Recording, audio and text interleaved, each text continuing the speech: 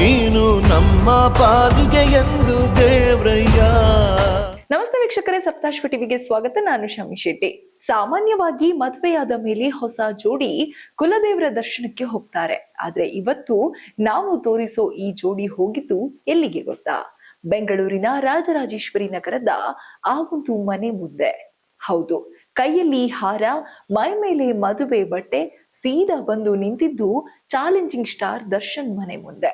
ಈ ವಿಡಿಯೋ ಈಗ ಸೋಷಿಯಲ್ ಮೀಡಿಯಾದಲ್ಲಿ ಬೆಂಕಿ ತರ ಹಬ್ಬುತ್ತಿದೆ. ಇದು ಅಭಿಮಾನವೋ ಇಲ್ಲ ಹುಚ್ಚಾಟವೋ? ಈ ಮದುವೆ ಸ್ಟೋರಿಯ ಕಂಪ್ಲೀಟ್ ಡೀಟೇಲ್ಸ್ ಇಲ್ಲಿದೆ ನೋಡಿ. ಪುಣ್ಯಾತ್ಮ ಪುಣ್ಯಾತ್ಮ. ಬೆಂಗಳೂರಿನ RR ನಗರದಲ್ಲಿರೋ ದರ್ಶನ್ ಅವರ ನಿವಾಸ ಸದ್ಯ ಬಿಕೋ ಅಂತಿದೆ. ದರ್ಶನ್ ಅವರು ಜೈಲಿನಲ್ಲಿದ್ದಾರೆ. ಆದ್ರೆ ಅವರ ಅಭಿಮಾನಿಗಳ ಪ್ರೀತಿ ಮಾತ್ರ ಜೈಲು ದಾಟಿ ಬರ್ತಿದೆ. ಮದುವೆಯಾದ ಈ ನವ ಜೋಡಿ ಮಂಟಪದಿಂದ ಸೀದಾ ದರ್ಶನ್ ಮನೆ ಮುಂದೆ ಬಂದು ಬಾಗಿಲಿಗೆ ನಮಸ್ಕಾರ ಮಾಡಿದ್ದಾರೆ. ಅಲ್ಲಿರೋ ದೇವರಿಗೆ ಪೂಜೆ ಮಾಡಿ ತಮ್ಮ ನೆಚ್ಚಿನ ನಟನಿಗಾಗಿ ಪ್ರಾರ್ಥನೆ ಸಲ್ಲಿಸಿದ್ದಾರೆ. ಜನರೆಲ್ಲ ಗುಂಪು ಸೇರಿ ನೋಡ್ತಿದ್ರು.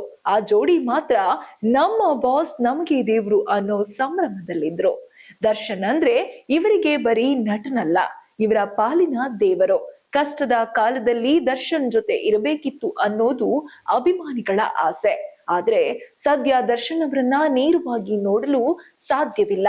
ಹೀಗಾಗಿ ದರ್ಶನ್ ಮನೆ ಮುಂದಿರೋ ಪುಟ್ಟ ದೇವಸ್ಥಾನಕ್ಕೆ ಈ ದಂಪತಿ ಪೂಜೆ ಸಲ್ಲಿಸಿದ್ದಾರೆ. ಹಾಗೆಯೇ ನೋಡಿ, ದರ್ಶನ್ ಈಗ ಸಂಕಷ್ಟದಲ್ಲಿದ್ದಾರೆ. ಅವರು ಜೈಲಿನಲ್ಲಿದ್ದರೂ ಈಗ ಈ ಫ್ಯಾನ್ಸ್ ಯಾಕೆ ಇಷ್ಟೊಂದು ಕ್ರೇಜ್ ತೋರಿಸ್ತಿದ್ದಾರೆ? ಆ ಜೋಡಿಯನ್ನ ಕೇಳಿದ್ರೆ ಅವರು ಹೇಳೋದು ಒಂದೇ ಮಾತು: ನಮ್ಮ ಜೀವನದ ಪ್ರತಿ ಹಂತದಲ್ಲೂ ದರ್ಶನ್ ಅವರ ಸಿನಿಮಾಗಳು ನಮಗೆ ಸ್ಫೂರ್ತಿ.